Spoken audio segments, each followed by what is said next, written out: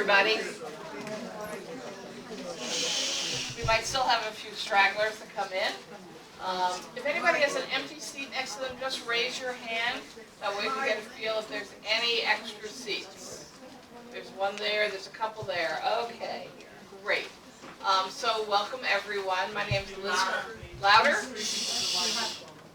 Okay, louder. How's that? Okay. The mic is not working. It is working. All right, we will speak as loudly as we can towards the mic. Okay? That's better. Yeah. Thank you. So my name is Liz Krueger. I'm your state senator.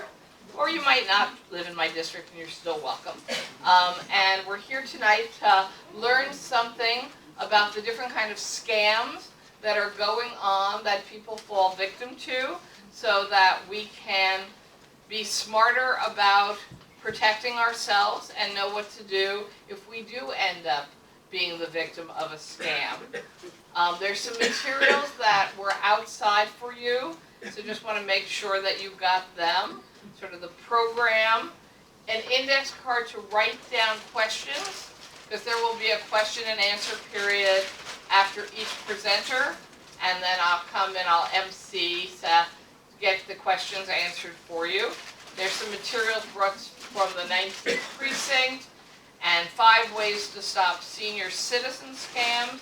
Now, you don't have to be a senior citizen to be scammed. The police officer and I were discussing that before, but there does seem to be a disproportionate targeting of senior citizens by people who are out there figuring out whether they can fake you into giving them your identity, your credit card information, your bank information, or just your out-and-out money. So that's why we're having this event tonight, so that we can be better armed and better prepared. I do want to thank Lenox Hill Hospital for allowing us to use their conference room space tonight on this very hot evening. I do think this is a perfect time to be discussing this issue. My office recently put out a newsletter about scams. I guess about 5 or 6 weeks ago it hit. There are more copies out front if you didn't have one at home.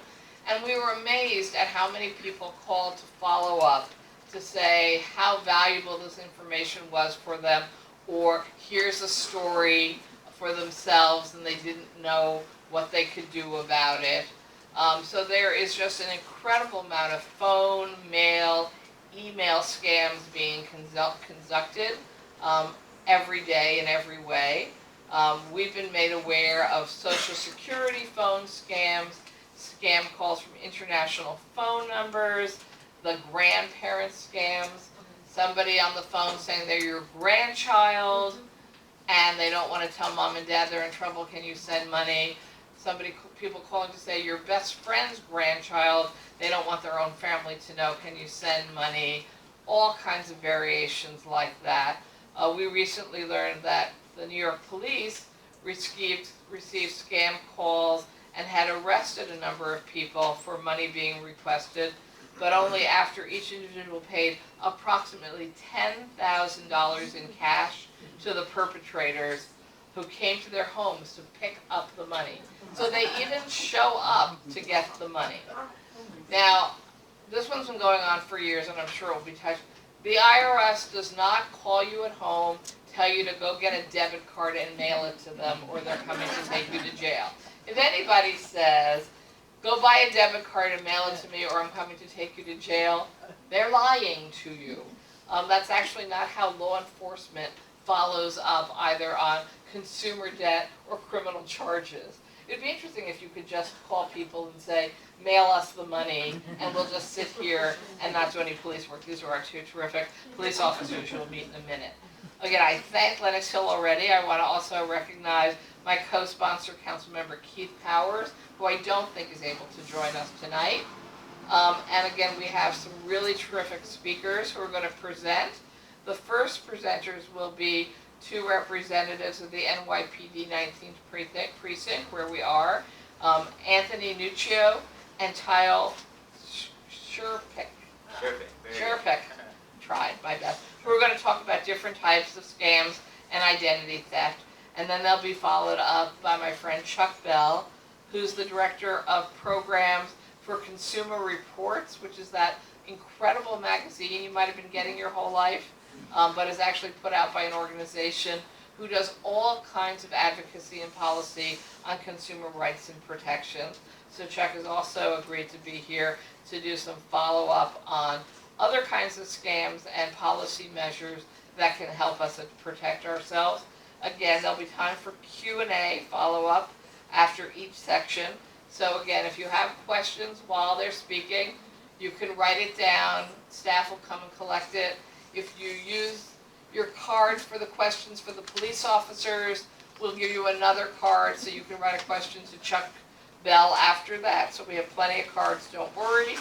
I also want to thank my staff, Dawn Gresham, Wendy Brennan, and Brad Usher, who help me every day of my life, but particularly helped put this whole program together. And our aim is to be done around 7:45. And so I'm going to now walk off and have our two police officers start us out tonight. Thank you.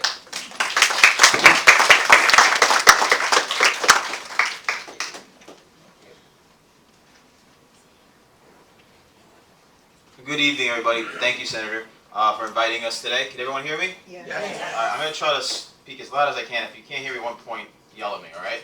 So, me and my partner officer, Tyle Scherpich, here to talk to you about a few different things, mainly phone scams. We're also going to touch on a couple other problems that we're experiencing on the Upper East Side and all over the city. We'll get straight to it. So, things we're going to be discussing tonight are mail theft, dumpster diving, phishing, that's with a P, we'll explain that in a second, stealing, that's theft, phone scams, and ID theft. We're going to talk about how you can recognize these things and how to prevent them, okay? Mail theft, mailbox phishing. Anyone heard of mailbox phishing with a F? Okay, this is mailbox phishing with an F. Now this is a big problem citywide we experienced here in the Upper East Side.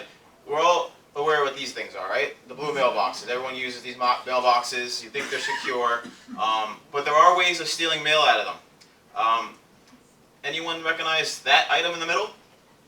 A mouse trap or a rodent trap. It's a really sticky trap right here. And the other bottle down on the end. What thieves are doing, mail thieves are doing, is they're attaching mouse traps or bottles with sticky glue on them, and they're actually putting them into the mailboxes and fishing out the mail. Okay. When they do that, they get your personal information, they get checks, they get cash, they get gift cards, whatever might be in the mail.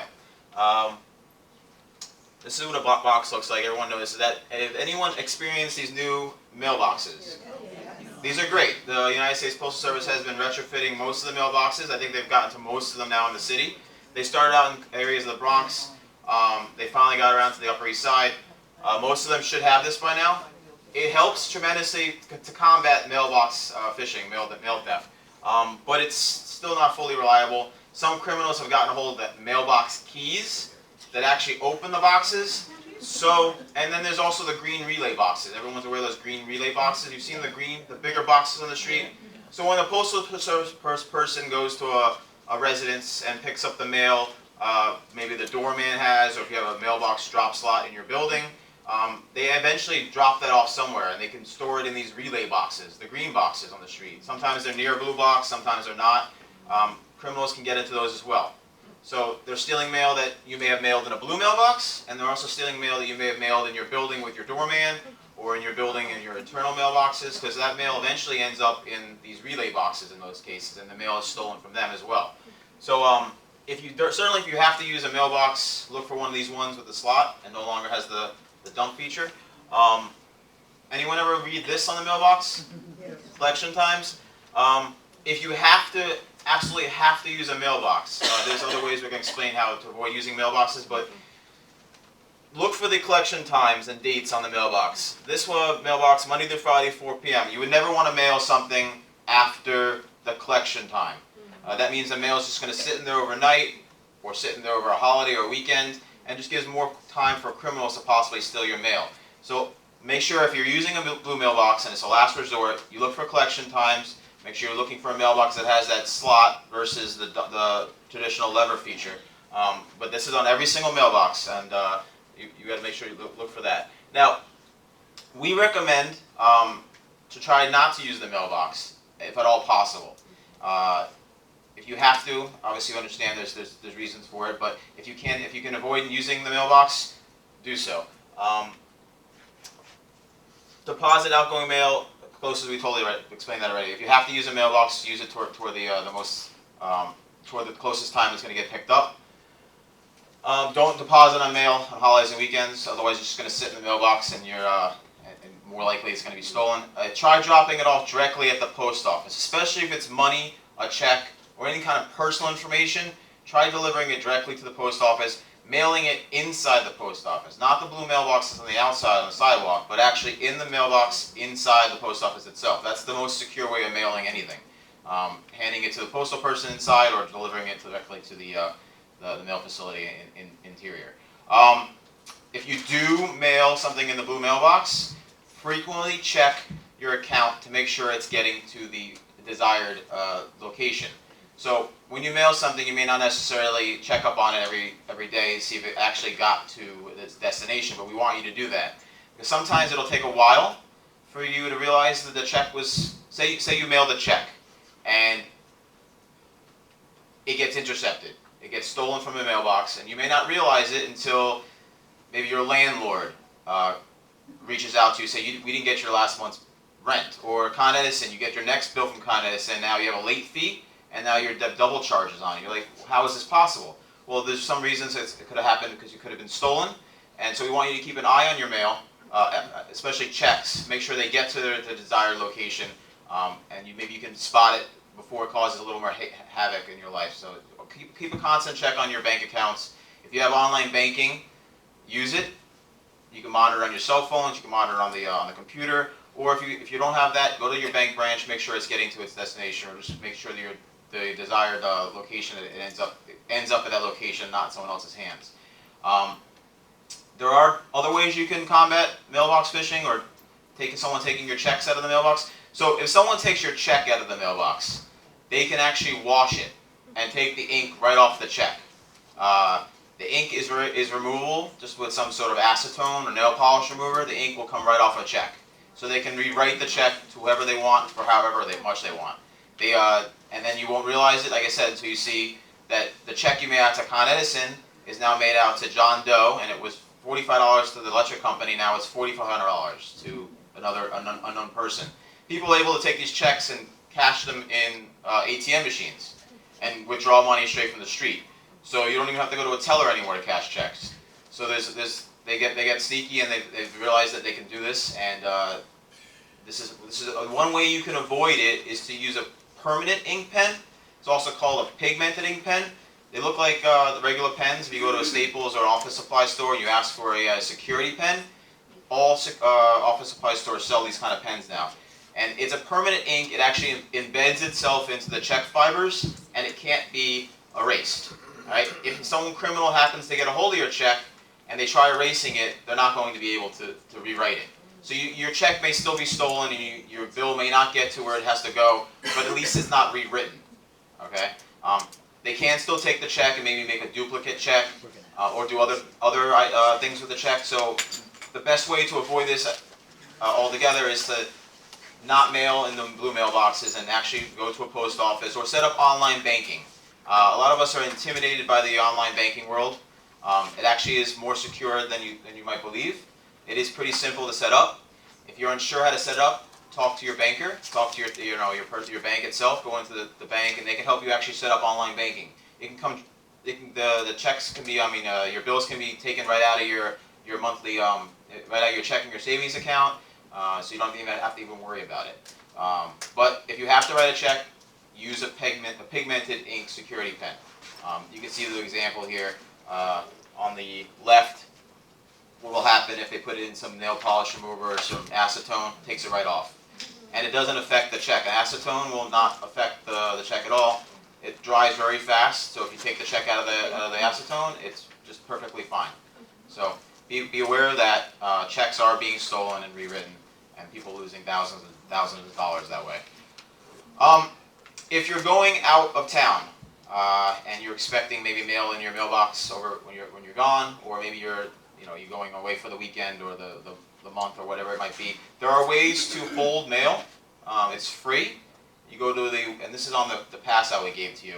If you go to usps.com/hold mail, you can actually hold your mail at the postal office. So nothing collects in your mailbox in your residence, nothing collects in your mailbox on your house. It gives less opportunity for criminals to steal your mail from your house as well. So it's a free service. We recommend anyone that's going out of town or maybe won't be in their residence for an extended period of time to do this. In addition to that, some other things, if you're going out of town, make sure you're canceling or suspending your newspaper collection, newspaper deliveries or any kind of deliveries to your front door. Criminals look to your doorstep to see whether you're home or not. So if you have lots of mail piling up in your mailbox or lots of newspapers piling up outside your front of your door, they know you're not home. That gives them reasons to maybe break into your residence and do further thefts from actually inside the house. So this is a great free feature for you to look into if you are going out of town. Hold mail. There's also something else you can do. It's called informed delivery. It's free as well, and it's delivered to your email. Everyone has email? Yeah, pretty much everybody has an email now. It's delivered to your email every day. It's a digital preview of your actual mail that you're expecting in your mailbox. So this is actually an example. That's my email on my phone. I knew exactly what mail was coming to me before it gets to me. So the United States Postal Service now scans all of your mail, and they will email it to you. And you can see what you're going to expect in your mailbox when you get home, either that day or the next day. So it's great. So if you're getting a check from somebody or a letter from somebody, you have an advanced preview of what should be in your mailbox before you get home that day or the following day. And if it's missing, you know it's missing, and maybe you can contact the loved one that may have sent a check or a bank that may have sent a statement and say, hey, I didn't get that mail, it's missing. There's also ways to alert the mail service of missing mail so they can do an internal investigation. But it's pretty cool. I got a birthday card a couple weeks ago from my mom, and I knew it was in my mailbox before I got home. So it's nice knowing that there's something waiting for you when you get home, and it's easy to see on your phone, and it's free. And you can go to, it's on the handout as well, but you go to informeddelivery.usps.com, and you can set it up on your personal emails. Dumpster diving. Who gets those pre-filled out credit card offers in the mail with all your information already filled out on it, right? You're qualified for this, this amount of money on a credit card, or you want to up your pre-approved credit card offers. When you get those, it's important not to just throw them out in the garbage can. A lot of that personal information you have on that can be used against you. There are options on a lot of these pre-approved credit card offers to change your mailing address by just simply checking a box. So criminals get a hold of your garbage, and they see pre-approved credit card offers in the garbage, and they can actually check the box that you changed your mailing address. They'll send it in, and then the bank will now send that pre-approved credit card to the new address that you wanted to just go to. So it'll be a criminal getting your personal information delivered to them. So anything you get in the mail with personal information on it, it must be shredded. You must shred it. Do anything you can to dispose of it properly. I know a lot of the local council members, senator's office, they do shred events in the city, around the city. Take advantage of those. Maybe keep all of it in one box until a shred event comes up near you, and then definitely shred it. But it's worth looking into buying your own self personal shredder, a cross shredder, and we'll get into that later what that is. But shred everything. Thieves will go through your garbage looking for personal information. All right, phishing. We talked about this before. This is phishing with a P. Anyone heard of this type of phishing before? All right, this involves scams via emails, and this is also very prevalent. Now, they disguise these emails to look like legitimate emails from banks, from the IRS, from the Social Security Administration, and they will look identical to your actual bank's email, or identical to an actual email from a local government office and whatnot. But these are fake websites that these emails direct you to. So I will. You've got mail. Oh, yeah, well, anybody? I occasionally get emails, and these are all examples of actual emails that I've received. So I got an email from the IRS asking me to click on a link here to access my tax refund information. I knew exactly what this was. This was a phishing email that wanted me to click that link and then it would bring me to a fake website that looked like the IRS. It would prompt me to put my personal information in, social security number and whatever else it asked you for, and then it would get a hold of my information, and then I'd be out money. So that's one example of a fake email. I don't have Bank of America, but for some reason the scammers decided to send me Bank of America emails, and this is another email I got. You might see a couple of different things wrong with this. Anyone notice the deer, the D, has a weird hyphen through the, okay? So that's weird to see that, right? There's also some problems with the language in a lot of these emails. They don't sound professional. It doesn't sound like it actually came from a bank. And again, another telltale sign here that this was a phishing email, was the please sign into your online banking, and it gives me a link. All right. I obviously knew right off the bat that this was not legitimate because I don't have Bank of America, so there's no reason why I would get a message that says new message due to concerns. All right. So look out for these emails. Banks will never call or email you asking you to give personal information or click on links. All right. That'll never happen. This is another email I got from Discover Card. I don't have a Discover Card, but I got this email, and again, I knew it was fake. There's many spelling mistakes in here, but again, it has a link. It says click on the link, and then again, it would same MO. It would tell you to click on the link, put in your personal information, and then the scammer has your information. Here's another one. This one came from PayPal. It said log in to verify your account. Anyone ever use PayPal? I use PayPal, so I may have thought this would be real, but I know that PayPal, just like any other online sales site, will never ask you to verify personal information by clicking on a link. All right, so I did not log into that. Anyone have Netflix? All right, so this is another email I got. I have Netflix, so I thought maybe this might be real when I first saw it. But it says your account is on hold. Reminder, update your payment details. So it had another link for me to click on that, update my payment information. I didn't do it because I knew it was spam. I knew it was a phishing email. So the bottom of the line here, bottom of the story, thing you should know is any emails you get that ask you to click on a link should automatically be deleted. Don't click on links. Don't input any information in it. They're all phishing emails designed to look identical to the actual companies that they're trying to represent in order to get your personal information. Phishing. So this just continues here. Like I said, if you get any emails at all, Jaws, right? Play on words. Phishing. If you get any emails from any administration, Social Security Administration, the IRS, anyone asking for personal information, don't reply, delete it, don't open any attachments that may be in the email, because sometimes they might put an attachment, say, click here, click on the attachment, open your IRS refund information, whatever it might be. Certainly don't click on any attachments. They could infect your computer with malware or some sort of a virus. Don't click on any links. We went over that already. Never click on a link in an email. And if it is an email that's coming from someone claiming to be the IRS, you can actually report that directly to the IRS. And this email is on the sheet that we handed out as well, so you don't got to worry about writing it down.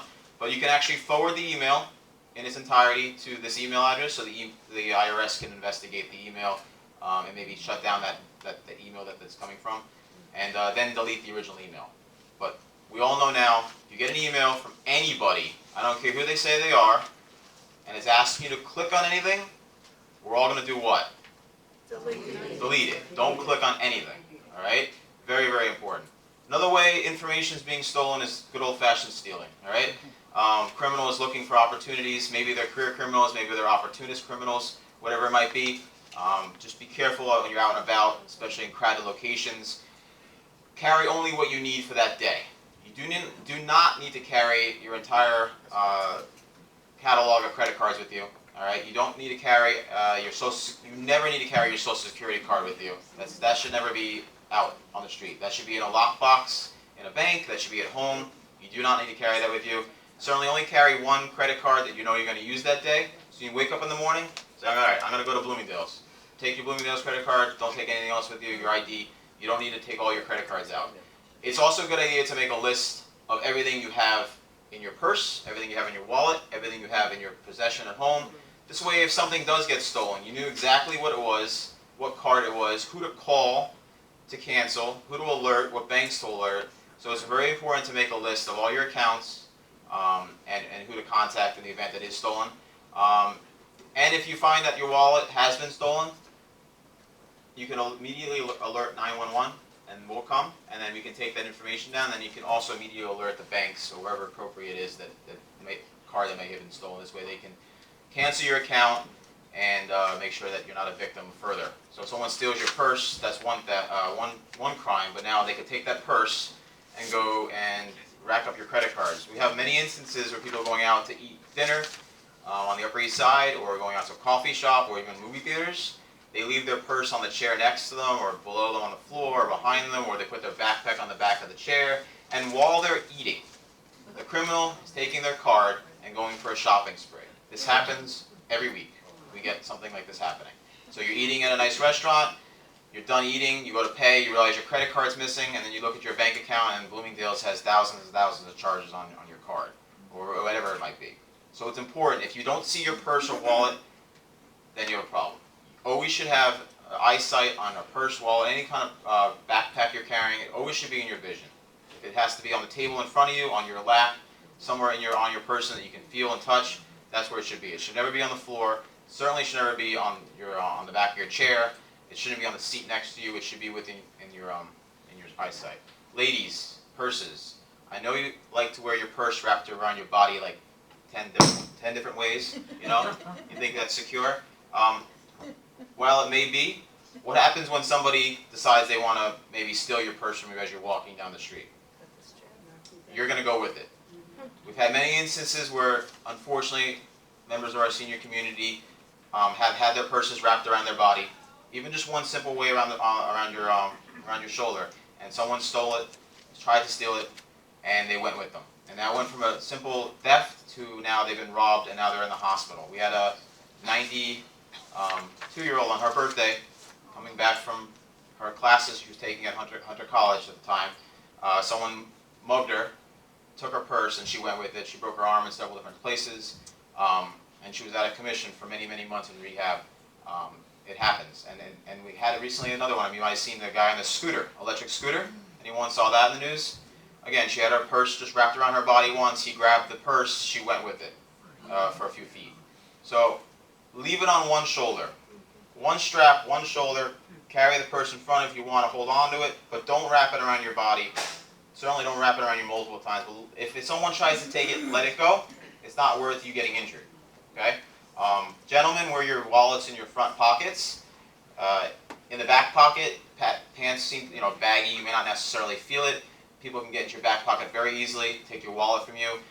When you're riding on the subway thieves have been known to even cut pockets with scissors to get stuff out. So obviously always remain alert, but if you have a wallet, keep it in your front pocket. All police officers wear their wallets in their front pockets. It's just something that's easier for you to feel in the front. Even ladies, if you have wallets, front pockets are the best place to put them. The back of the pants usually very baggy, you don't really feel it. Just always remain alert, especially when you're in large areas with large traffic, with people, pedestrians. Generally during the holidays and summer months when everyone's out, it's a lot of crowds, especially buses and subways. Keep your personal items in your sight at all times. And that's all I have for you. I'm going to bring my partner up here. He's going to talk about phone scams. Pay attention to this. This is probably the most important thing you're going to hear from us on scams. Is going to be phone scams, because this is affecting everybody.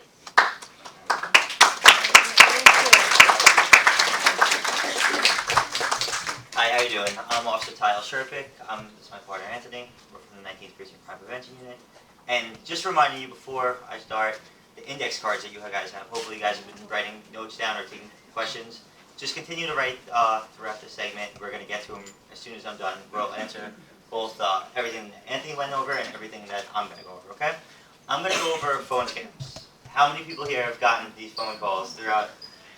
Yes, almost everyone here. We have our department phones that we get our phone scams on. So there's numerous types of scams. I'm going to go over 7 today of the most popular. 2 most popular are the Social Security and the IRS. All 7 that I'm going to go over, they're the same.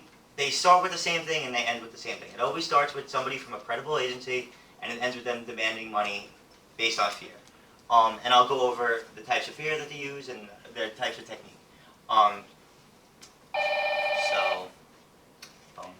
Phone scams involved. Let me go back. So this is our inspector. She's the CO of the Crime Prevention Unit.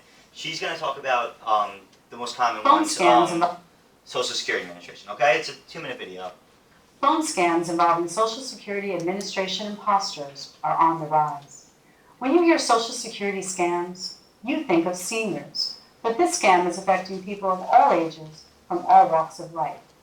Millions of dollars are lost every year. Here's what you need to know. If you receive a phone call appearing to be from the Social Security Administration, be it from a person or a robocall, it's very likely that this is a scam.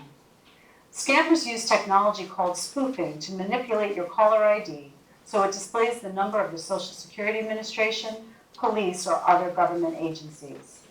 The caller may say that your Social Security number has been suspended due to fraudulent activity, or it's been involved in a crime like drug trafficking, or that your bank account is about to be seized or frozen. The caller may even say that there is a warrant for your arrest. Often you'll be transferred to someone who is impersonating an NYPD officer or another fake law enforcement representative who will back up the story. They will scare you into thinking the only way to safeguard your money or to avoid arrest is to purchase prepaid gift cards, such as Apple or Google Play. The scammer may request you send cash through FedEx, a Bitcoin ATM, or to wire money to a new protected bank account. This is a scam. Do not send payments under any circumstances. Just hang up. Remember, the real Social Security Administration, police, and other government agencies will never contact you by phone and demand payment or ask for your Social Security number, driver's license, or bank account information, period. If you've lost money in one of these scams, go to your local precinct to file a report. So, like I was saying, the Social Security scam is one of the most popular, and it goes off of fear. So what they're doing is they'll call you and they'll tell you that they're from the Social Security, like the inspector was saying, and that they're going to suspend your Social Security number. First of all, your Social Security number can't be suspended. And second of all, they try to make you fearful of everyone that you're going to come in contact with, whether it's the people working at the local drugstore where you're going to buy these gift cards, or the bank where you're going to take out money. They tell you don't trust them, do not talk to them, stay on the phone with them. So that right there is a red flag. The IRS or Social Security is not going to call demanding for money in the form of any kind of gift cards. So I'll get to you on how the appropriate way the IRS and Social Security will contact you. The IRS is very similar, where they'll call and they'll tell you that yeah, you owe back taxes. They won't call you over the phone first. They'll send you a letter in the mail. They'll send you a letter that's exactly from the IRS or Social Security, and it'll be if you really do need to owe them money. This is Officer Daniel Wiseman calling you from the Legal Department of Internal Revenue Services. This is in reference to a criminal lawsuit filed against you. Your case.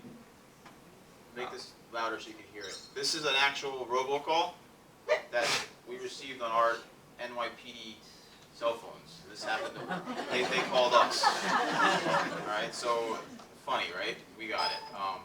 Just make sure you can hear that. Right. This is Officer Daniel Wiseman calling you from the Legal Department of Internal Revenue Services. This is in reference to a criminal lawsuit filed against you. Your case number is CF 93271. The moment you receive this message, I need you to return the call. The issue at hand is extremely time sensitive. The hotline to my desk is 202-807-1004. I repeat it, 202-807-1004. Don't disregard this message. You return the call. Now, if you don't return the call, and I don't hear from your attorney either, then the only thing I can do is wish you a good luck as the situation unfolds on you. Goodbye. It sounds funny, but it is actually very serious. People really believe that they're going to have a warrant and somebody's just going to show up on their door, knock on the door and arrest them. So this is why we do this outreach, to make sure everyone's aware of this stuff. And what Inspector Corey was also talking about is that term spoofing. It's maybe a term not everybody has heard, but it's when they make their phone number, it'll actually say IRS on the phone, or Social Security, or NYPD.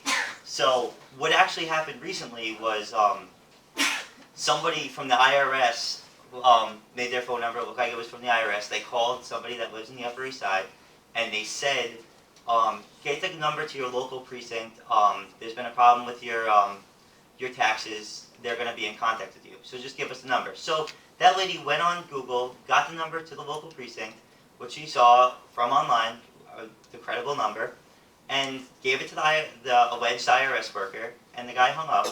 A few hours later, an officer from the precinct called from that fake number demanding money. So what they did was they spoofed the number to make it look like it was the police calling them, which it was not. So these types of scams are getting more elaborate, more detailed. So you just, if you ever get these scams, nobody's going to call over the phone and issue a warrant or tell you you're going to be arrested or demand money. There's going to be a letter first if there's any problem with your actual accounts. And like I said, if these people call, just hang up on them. You could go online if you really have like a suspicion that there is something wrong with your taxes. I looked it up. You could go on if you want to write this down, you go on irs.gov, go all the way to the bottom of the screen, and it says About IRS. Click on that link, and it'll give you the number to your local office. That is the number, the credible number to your office that you could contact and see if there's any business that you need to go through with them. Okay. So, like I was saying, the IRS is not going to call you as their first line to get in contact with you. They're not going to send you an email. They're going to send you a certified letter of something that needs to be addressed. So if you don't get this letter and somebody's calling you or giving you emails with fake links, as my partner was talking, just hang up. It's a scam. And if you still have any superstitions, call your local IRS office and they'll direct you from there. Also, not just the IRS, any banks, Social Security, police departments don't take any time about money, but they're not going to ask for payment in one particular thing. They're also not going to ask for gift cards to a retail store.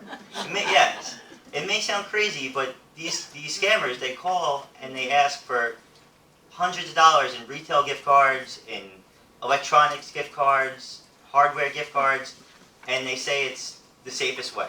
Nobody takes payments in retail gift cards or prepaid credit cards. The banks will have, obviously, like if there is somebody that has a credible source of wanting money from you, they're gonna either they're gonna provide you options, whether it be through your card or money going to the bank. Okay, another common scam is these medical scams. These work more towards the older population, where they'll call and they'll say that your grandson or nephew or daughter, son, was traveling out of country and that they got injured, seriously injured, and the only way that they could treat them is if you send them a payment immediately. This is also based on fear, as I was saying earlier. You're going to want to do anything you can to help your loved one out. So what we recommend is hang up, call that loved one immediately. Make sure that they're okay, make sure there's nothing going on, and then you'll know that it's a scam. Hostage situations. This is another one based on fear. They'll call and they'll have a second party on the phone and they'll say, Grandma, Grandpa, Mom, Dad, and then they'll immediately switch the phone over to another person and say, we have your son or daughter hostage right now, and if you don't pay us this amount of money, they're going to get hurt. Again, call that person immediately, verify that they're all right, and they do this based on fear. They expect you to go down to the local drugstore and get money and send it to them. Law enforcement. The police do not call you demanding money. They'll call you and they'll say there's been a warrant issued for your arrest, or so-and-so needs bail money. And they won't get out of jail unless you provide them with this money. It's a scam. Do not just hang up and call that loved one, make sure that they're not in any legal trouble, and go on.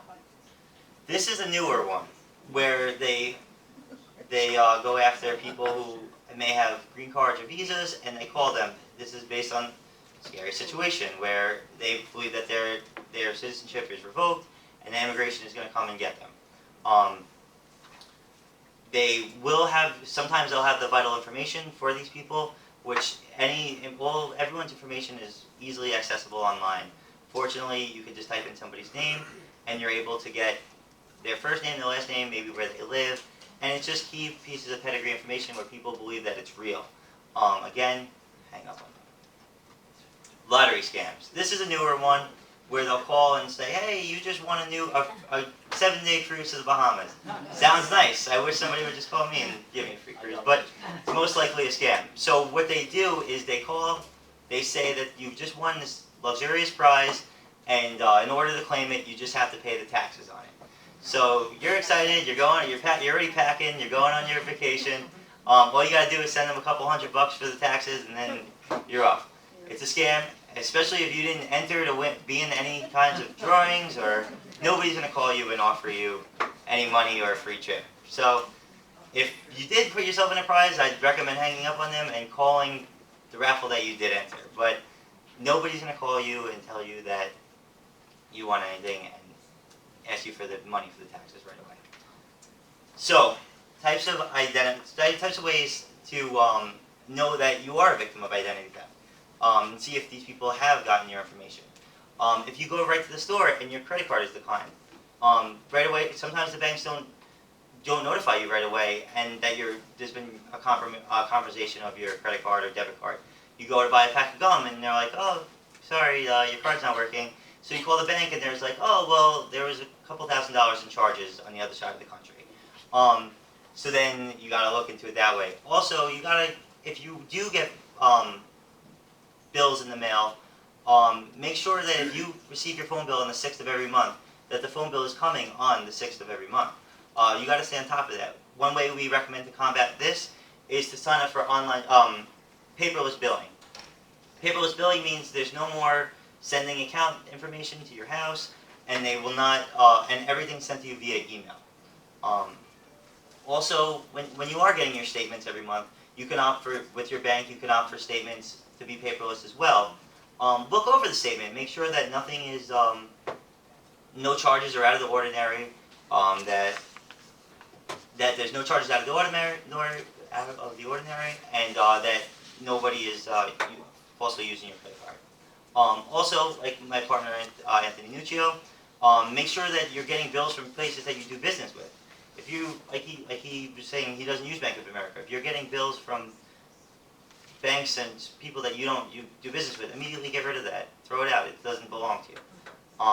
And also another way is if you're getting creditors calling you, asking for money, saying that you haven't paid this payment. Hang up on them, call the place of business where they're saying that you owe money, and get to the bottom of that. So public hotspots, I'll go over that quick. If you ever go to a coffee shop or a deli and they have Wi-Fi, we don't recommend you using their Wi-Fi. That Wi-Fi could easily be hacked. Everyone knows what a router sounds like. It could easily be hacked and compromised. They could get your your personal data easily. And then this is the important thing. I'm going to get to this and we'll wrap it up.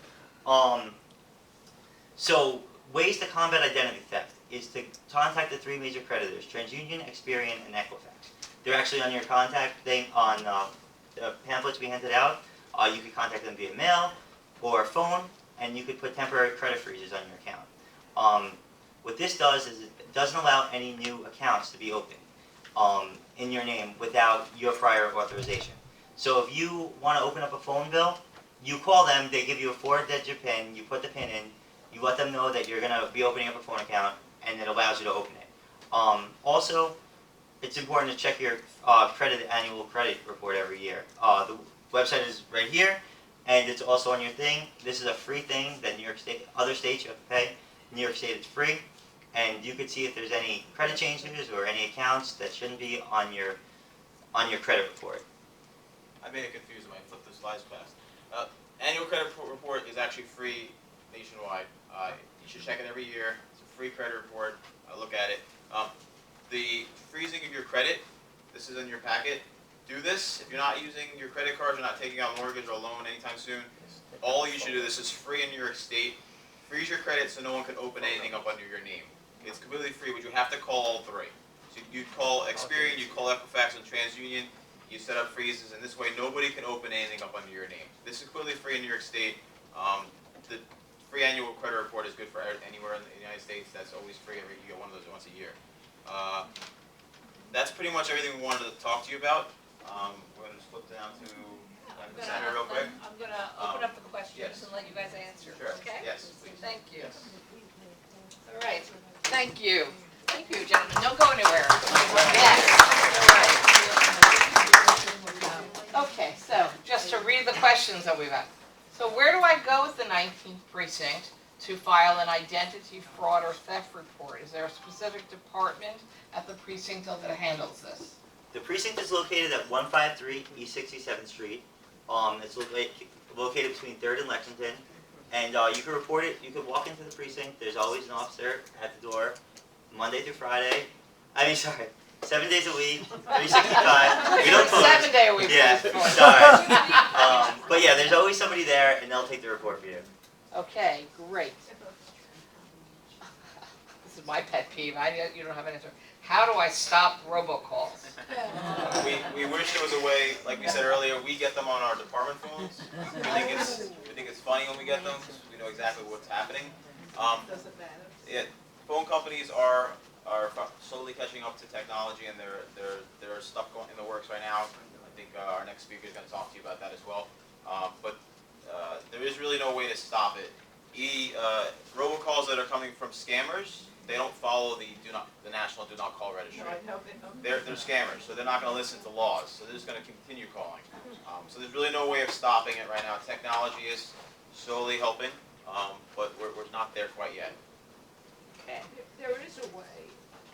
On my phone, I have block this call. Yeah, there's ways of. The thing with that is though, scammers will just change their number. They use computer programs to change their number. There are software out there you can download on cell phones that can help block spam phone calls, depending on what carrier you have. But it's complicated. Best bet is if you get someone's calling asking for money, hang up. So that's the next question. So a couple of questions. So when people call and say they're the police or sheriff's department and they're asking for financial contributions, how do you know if they're real or not?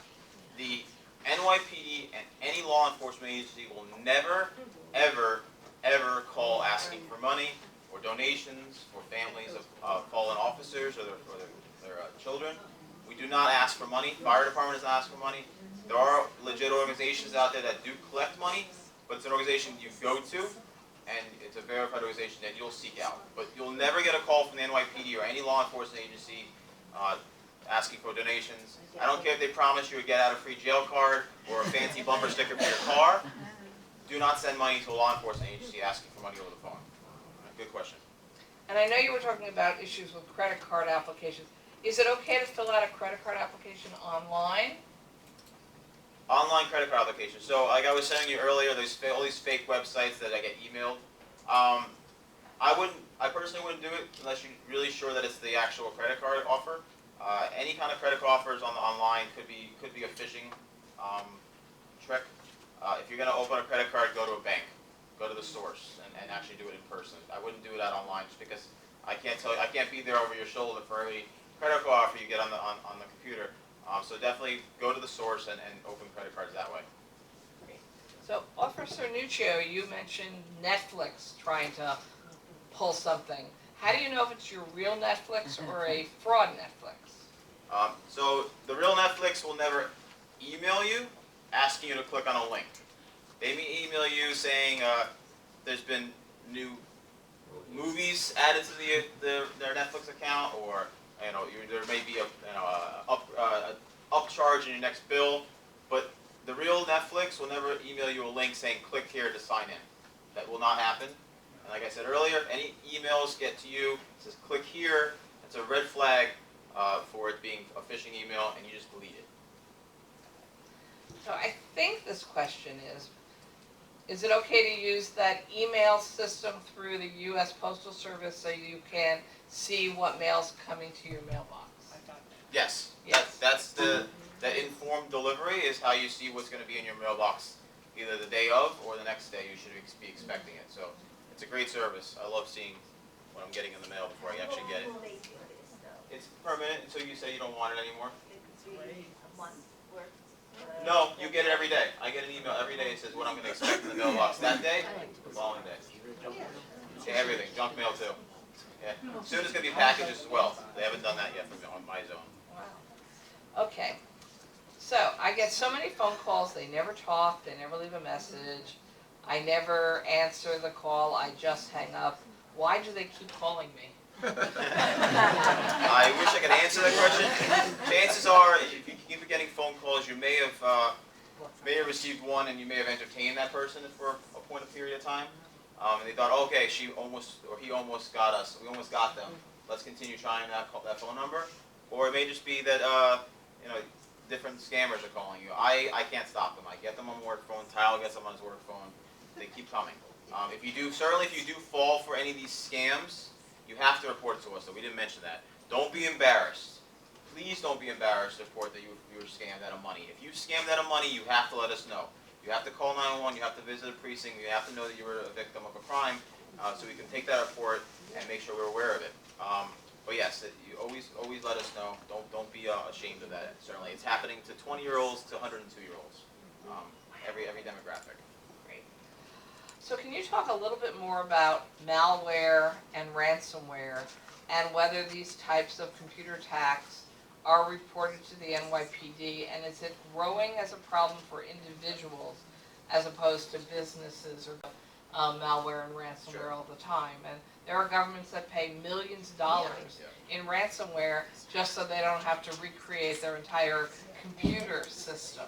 Sure. So I'm wondering, is it something we really have to worry about as individuals? Yes, there have been instances where people get some sort of malware or a virus on their computer. That's by clicking on a link that they got in an email or some sort of attachment that was sent to you. And what it'll do, it will freeze your computer. Maybe a pop-up box will come up and says your computer's been affected. Call this number, and you think it's a legitimate phone number for Microsoft or Apple. You'll call that number, and you'll get a scammer on the phone who will tell us, give me your IP address of your computer. You'll give them that, then they have access to your computer and they can do whatever they want with it. They can find information on it, such as personal information. They can access your bank accounts. They can do various other things. So other instances where they've actually done that and they've threatened people, we've had people doing stuff on the computer that maybe a little racy. They download something. They get a photo of themselves gets taken with their online their computer. Then that photo is used as sort of a ransom. It says, okay, we got a photo of you, maybe in inappropriate condition. They'll use that as a ransom to get you to send them more money. So if this ever happens, close the computer, bring it to a computer store, have them rid it of the virus. Certainly never give any personal information to anybody via the phone or from a pop-up box or anything like that. But that does happen to people quite often, and we have reports taken of that all the time. You also know that you won't get phone calls from Apple or Microsoft saying your computer has a virus on it. They don't even know you have a computer after you buy it. So don't fall for someone from Apple or Microsoft or Norton Virus calling you on the phone saying you have a virus on your computer. That does not happen. They will not call you. Thank you. Yep. Okay, I'm passing this back to Wendy to see if she can read that handwriting while I give you one more. Okay. So you talked about shredders before and why it's important to shred your personal information. Sure. Is there any kind of particular kind of shredder you recommend or don't recommend? There's no in particular brand. We don't recommend brands, but there's a type. We recommend cross-shredding shredders. What this does is it shreds it up and down and sideways, and it makes it harder for people that do go through people's garbages to put these documents back together. So it's called a cross-shredder. Great. Okay, let's see. The do not call registry, is this permanent, or do you have to request it every couple of years, or on every number every year? Once you're on that registry, it's permanent. But again, that's for legitimate telemarketers that subscribe to that do not call registry, or that are concerned about the government coming down on them. That's not for the scammers, because they don't care about laws. They're not going to abide by the do not call registry. So it certainly is good to eliminate a few phone calls, But you're not eliminating the ones that we are actually concerned about, which is the criminals. Okay, I've been getting calls from Microsoft and Apple, or they claim to be. Yeah. Are these scammers also? Yeah, like my partner Anthony just said, yes, those are scams. People from the Apple or Microsoft are not going to call you and tell you there's a virus in your computer. Got it. Okay, I've been getting notices from Experian on email, I think it says Experian, and I'm afraid to follow up. How do I know if this is real? Well, the number on your packet, everything we went over, is the legit number to call Experian. So whoever asked that question, just call the number that's located in the middle of the packet Those right are here. the three most important numbers on the sheet are the verify. We have Yeah. more of those sheets. We probably do have Should be more problems. outside. Yeah. Okay, so ID theft. How long does it take to get results from an investigation? That could vary, depending on where it occurred, how it occurred. Certainly, if someone steals a credit card from you at a restaurant and uses it locally, that crime could be solved and wrapped up really easily because everywhere has cameras now. Our detectives can pull the camera footage from the restaurant, pull the camera footage from the store they use it in, and make an arrest. If it's something that happened online or and the charges were done in another state or overseas, sometimes some of these unfortunately go on for many years or months and may not necessarily be solved. A lot of the banks will do their own investigations as well, but it certainly depends on where and how it happened and the circumstances around it. But our detectives work, that's one of our biggest crimes, is identity theft in the precinct. They work very hard to close every single case with an arrest. So that's their goal, but it certainly depends on the factors. Okay, this is 3 good questions. Why can't we stop our personal information from popping up and showing when someone Googles your name?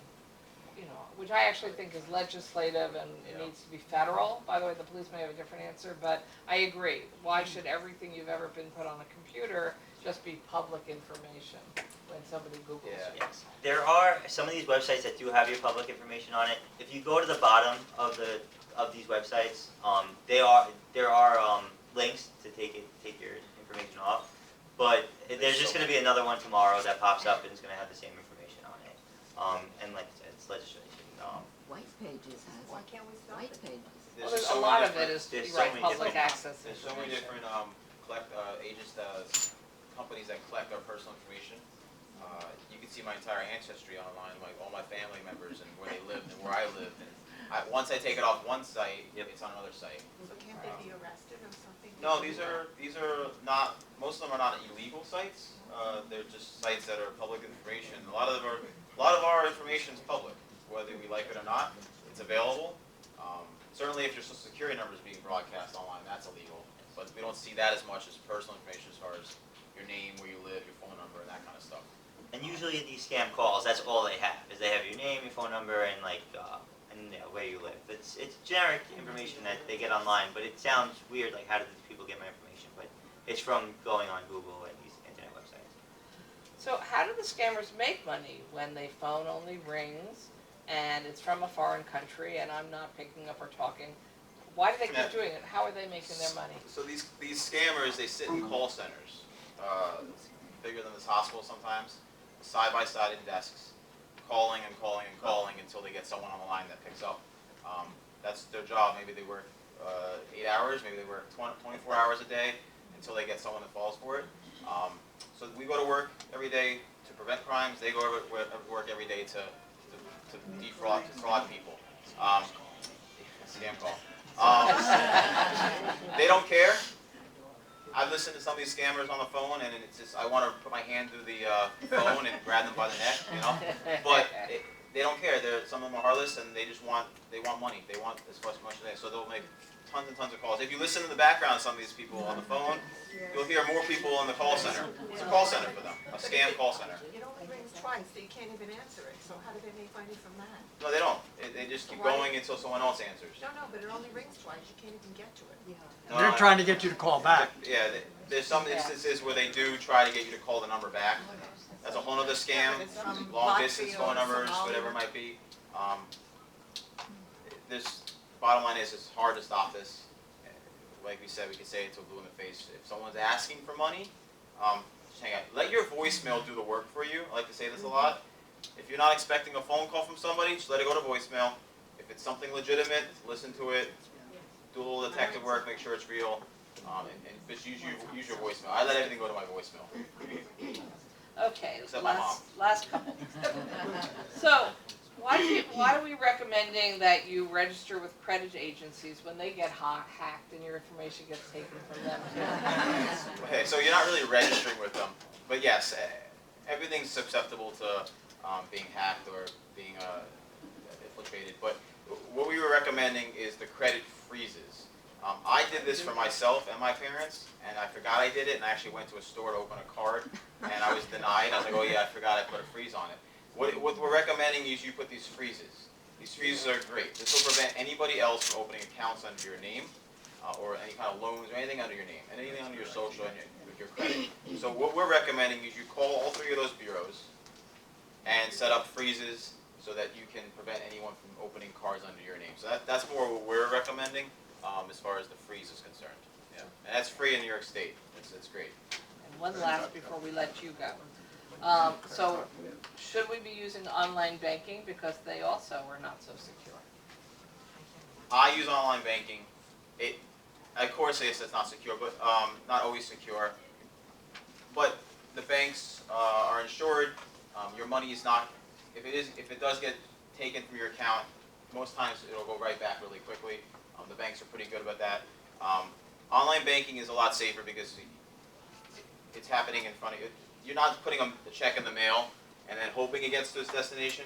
As far as online banking, it's going right from the bank account to the creditor or the person asking for it. So there's no lack of better words. There's no mystery as to where that check's going.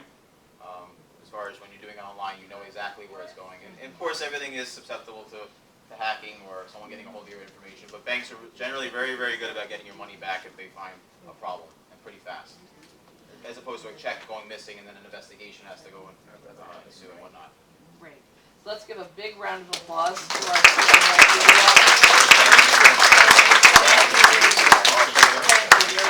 Thank you. Really valuable information. And so our police officers are walking out. We're sliding them out because they're standing room only. And then Chuck Bell will be coming up front from Consumers Union to continue the presentation on some additional issues. All right, we'll just give them a chance to walk out. And there's Chuck.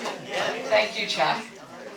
All right, so this is Chuck Bell from the Consumers Union.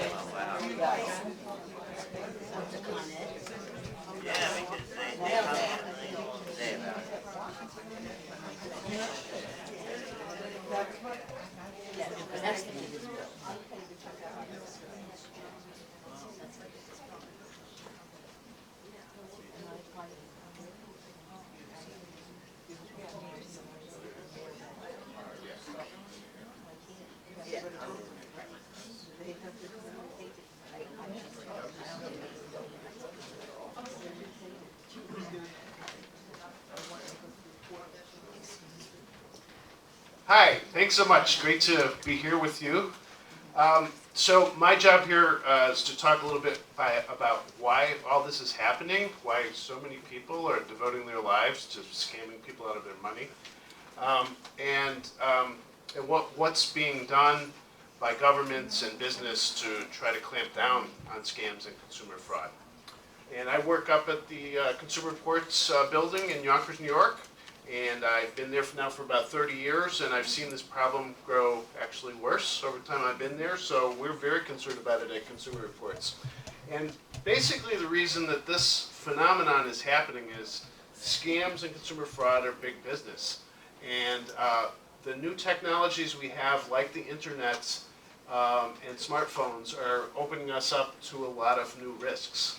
And in particular with the internet, because you can place telephone calls over the internet from distant corners of the earth for fractions of a penny for each call, that's kind of why this is happening. It's become very cheap to make phone calls from all over the world.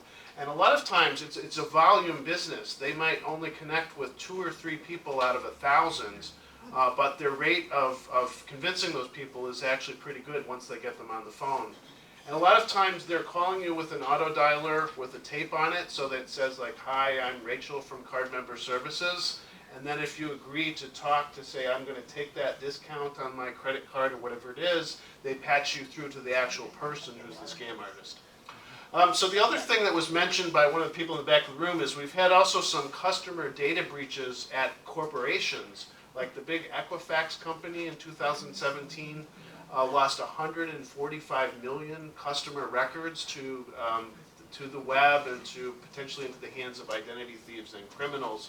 So we need to get our companies doing a better job protecting our personal data. That's something we're also working on at Consumer Reports, and in the legislature this year we actually passed a law called the SHIELD Act to better protect, to require companies have better rules and regulations for data privacy.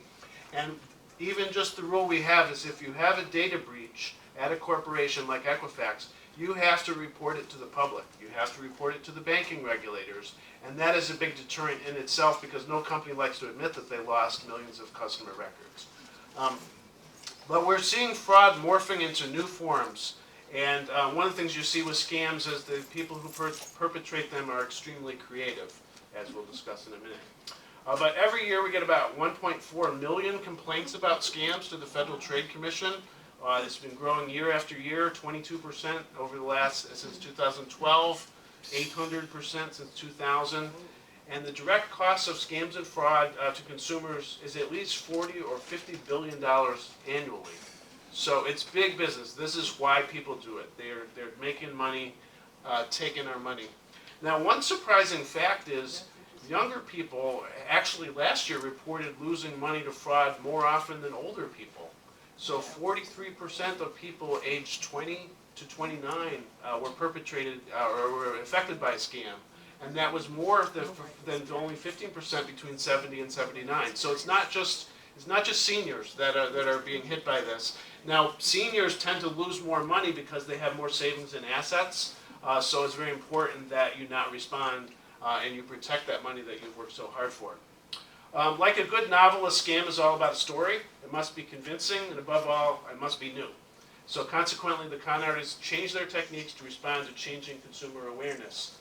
So if you have a natural disaster that just happened, if you had a blackout here in Manhattan, I wouldn't be surprised that there are scam artists calling about the blackout this week, trying to get people to respond to them. We've heard about a number of these scammers' pitches, and you've encountered a lot of them.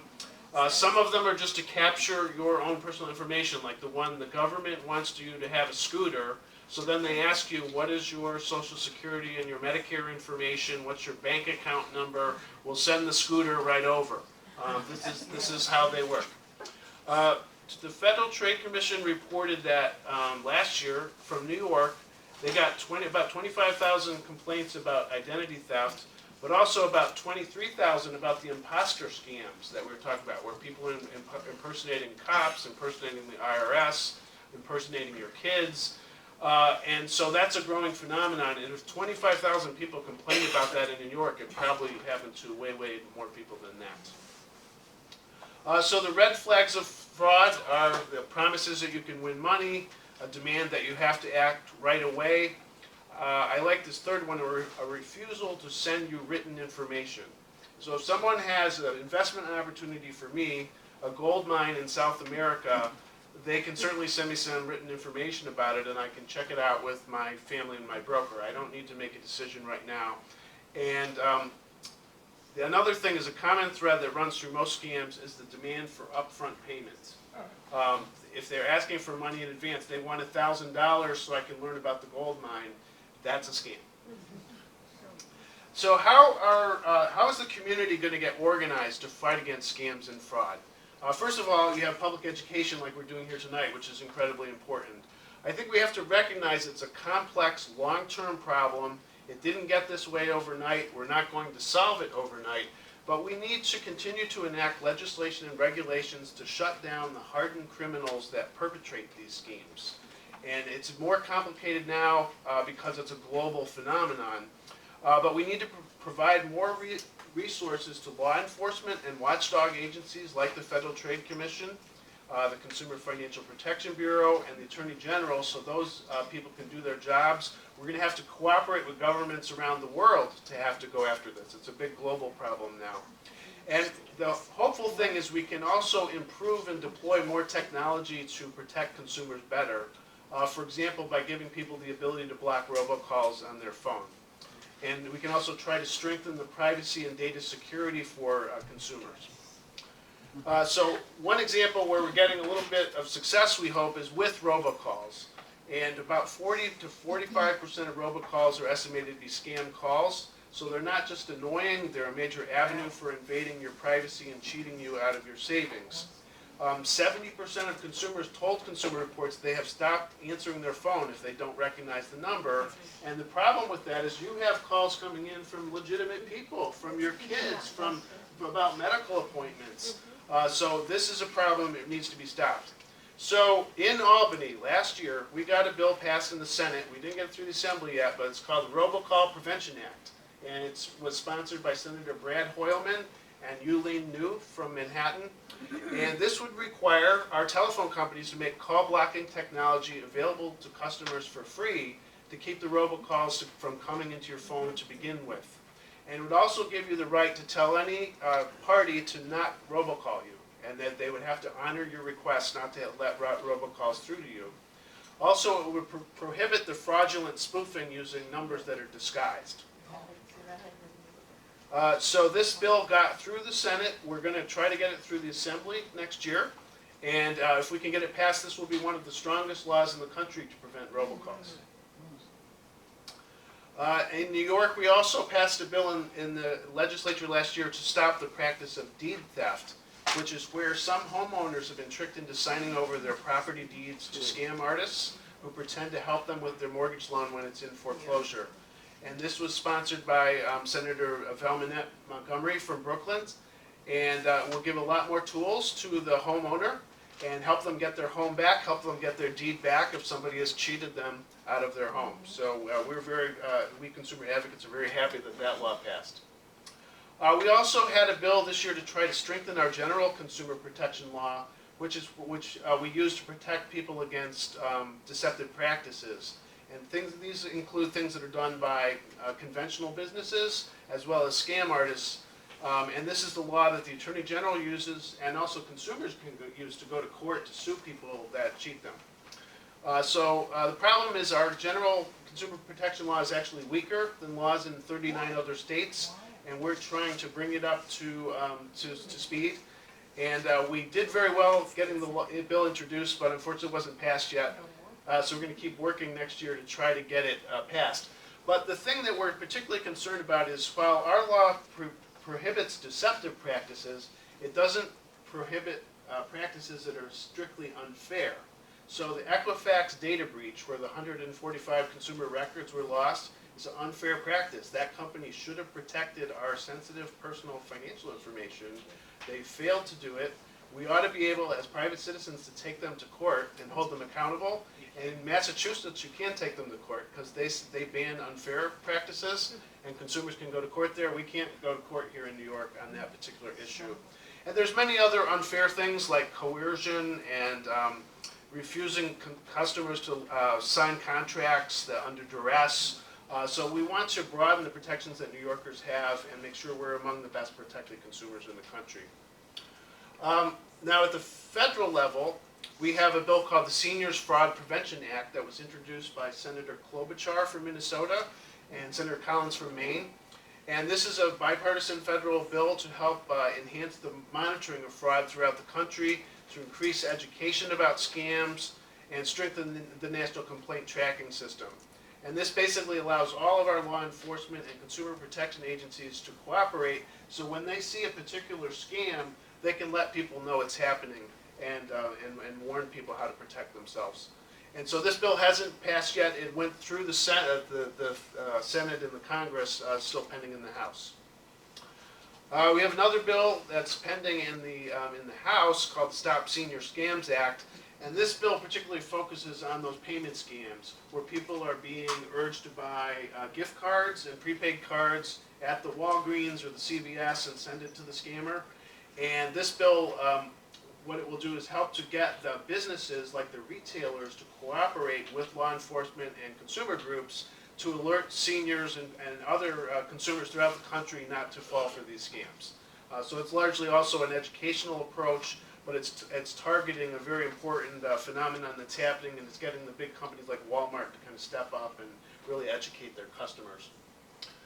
We have another bill called the Ending One Ring Scams Act, sponsored by Yvette Clark from Brooklyn, and this is also a federal bill in the Congress.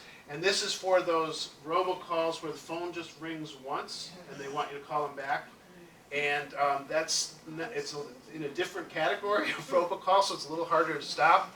And it also involves cooperation with foreign governments. So we're going to really work with, if the bill passes, the Federal Communications Commission would work with state and federal agencies and also governments in foreign countries to really get to the bottom of this problem and see if these calls can be blocked. So they'll put pressure, for example, on foreign governments to see if they can block them from coming from within their country to begin with. And both sides, the U.S. and the foreign governments, will try to help each other on this scam prevention.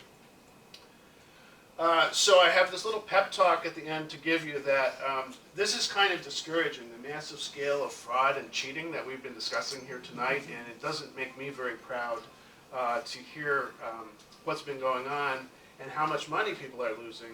But it's important to remember there's many great people in law enforcement, like the two officers that were here tonight, and in the government, like Senator Liz Krueger, who's fighting to help us to prevent scams and consumer fraud.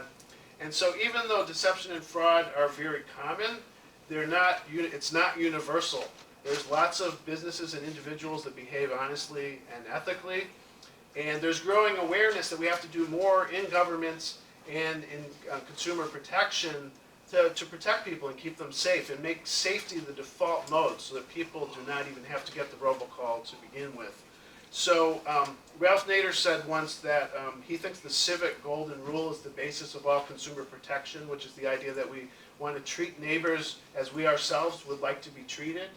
And the golden rule is what causes people to volunteer in public service, to run for office like Senator Krueger did, and try to accomplish things in government to protect people. And so I want to leave you with the message that good neighbors acting together can defeat scams and fraud, and we can ensure that everyone is treated fairly.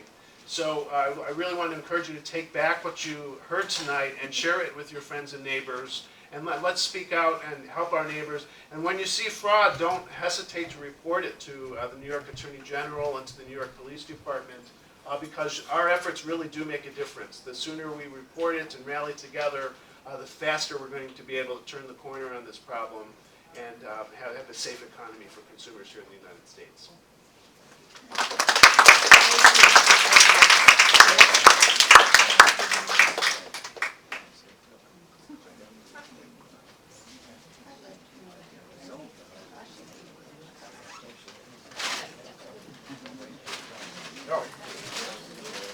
Caught me off guard. You were done so efficiently. Sorry. I was listening, then I heard the applause. I was like, I better get it in. No, I get that. Ask your questions if there are any. Does anybody else have any questions they want to hand up? Oh, no. Okay. We'll give you a card. You can write it out. Okay. So, we have two questions for you, Chuck.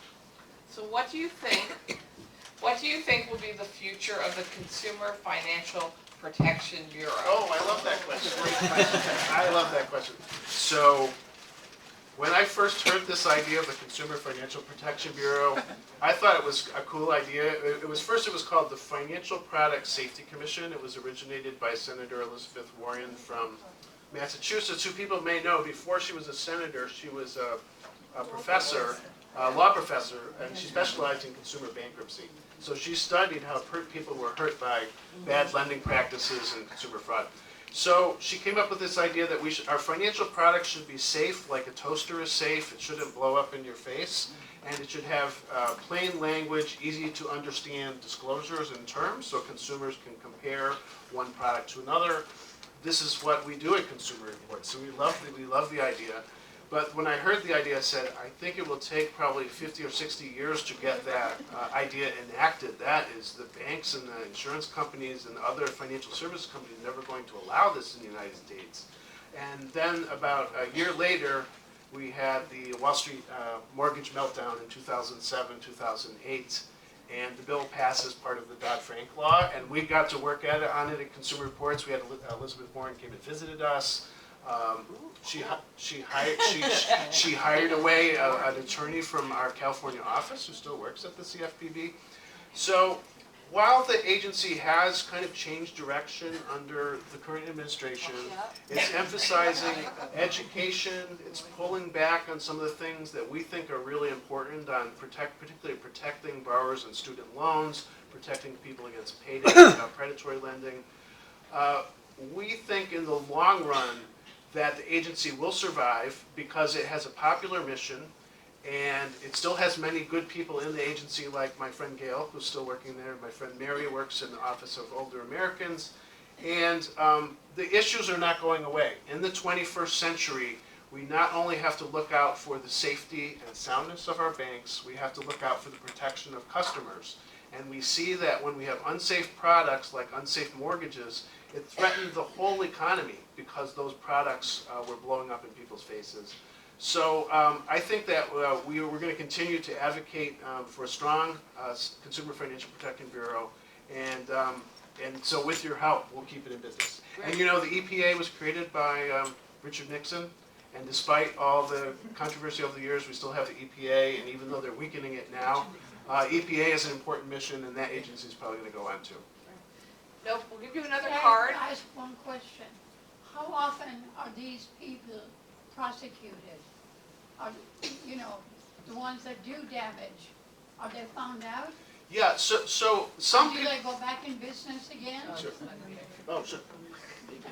Yeah, so they often, very often go back in business again, yes. So it's more difficult than it was in the past to apprehend people who are involved in scams and fraud, because now it's a completely globalized enterprise, and a lot of it is taking place over the internet. The criminals are not necessarily as easy to track down. But even before, when I started my job 30 years ago, it was very common for people who engaged in travel scams and other types of scams to pay some type of fine or penalty and go out and start doing the same thing 2.5 years later or 5 years later. We have in the article on robocalls that I gave out, there's a rogues gallery of about 7 or 8 people who were convicted of robocalls, fraud. One of them, a guy from California, made 100 million robocalls a year to consumers, and they drew some pretty stiff penalties, the people that they caught. They So go back in business again? he's not back in business. So some of them they are able to shut down. So we can do it, and we will do it. So let's keep the faith. Because you never see a picture in the news of somebody that's a scammer. Yeah. Every once in a while. Okay, so we're going to work off the card some more. So, does Consumer Reports recommend paying for a service like LifeLock? I think for the most part, no. We think we would recommend what the 2 officers said, is to put a freeze on your credit report. We think that's probably a more effective information. I have to look that one up. I think it's kind of a mixed bag. So you know, if it makes you feel safer, it may be worthwhile. But generally, we think consumers should not have to pay extra for these types of services. Great. And this is just, I guess, a point of info. So apparently RCN has a call blocking service if you use RCN, where you can dial number 60 and it'll block specific numbers.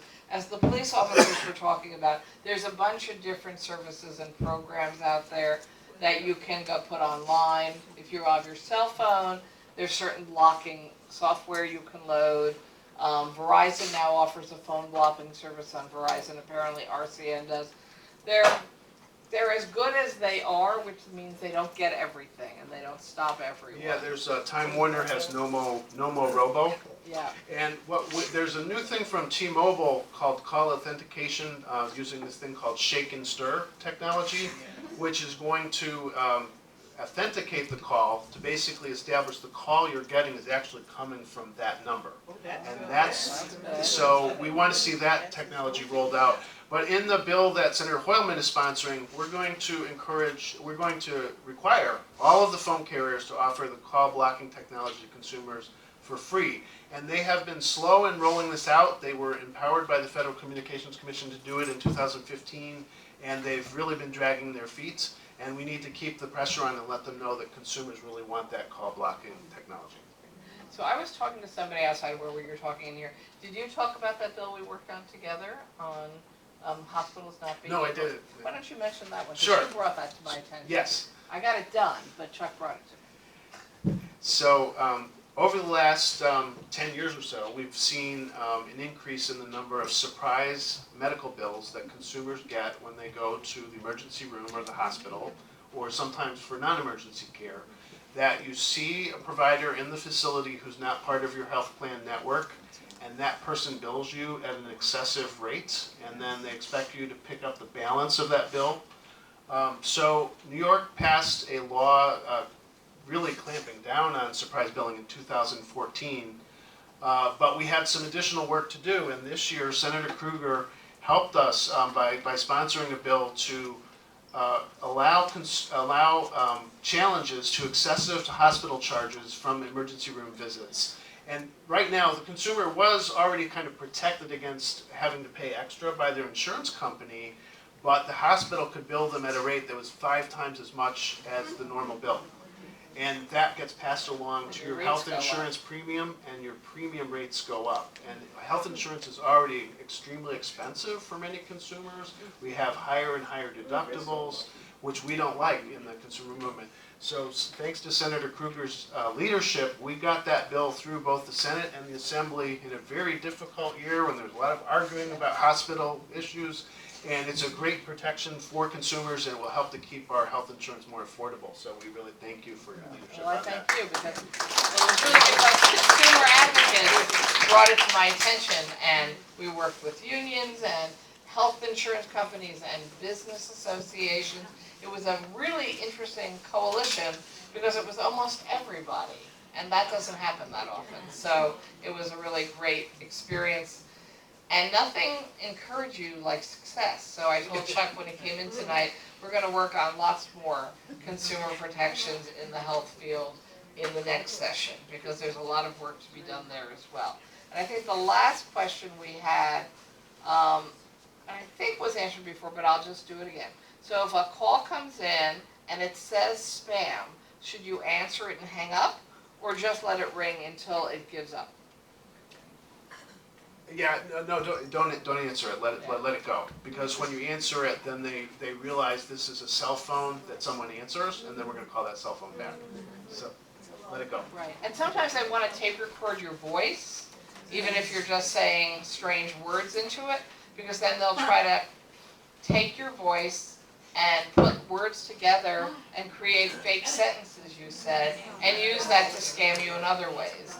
So as the police officer studies who's leaving, if you don't know who it is, let it go to voicemail, listen. If you think that is a worthwhile call to follow up on, you can call them back. And of course, when it's scam, when you try to call back, it almost never answers. So with that, I want to thank Chuck Bell for your terrific service to all of you. Thank you. And I want to thank you all for attending tonight, and I think it was a really worthwhile opportunity for everybody to learn more about how to protect ourselves. So again, thank you all. And the elevator that shows up here is the one that goes down. It's easier to get out than come in. It was tricky to get in. Hey, thank you so much. Thank you.